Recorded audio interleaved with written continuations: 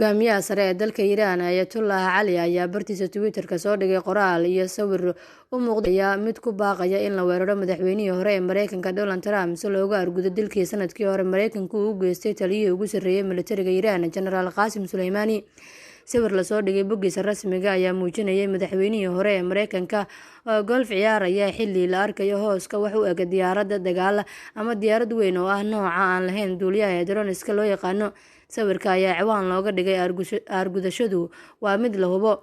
Iiraan ayaa argoosiga dilkii Soleimani wuxuu ka dhici karaa gudaha Mareykanka. Shirkadda Twitter-ka ayaa xirtay ciwaan yar oo dad badani aysan ku tixnayn oo markii ugu horeysay lagu daabacay sawirkaasi.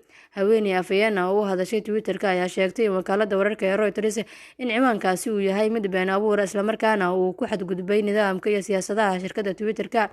Si kastaba ha ahaatee, qoraalka ku lifaaqan sawirkaasi oo ku qoran luuqadda Farsiga ayaa waxaa sidoo kale dib loogu faafiyey ciwaanka rasmiga ee Ayatollah Ali uu ku leeyahay Twitter-ka oo ay ku tixan yihiin in ka badan 300,000 oo ruux, balse markii dambe ayaa la tirtiray oo laga saaray boggaasi Twitter-ka.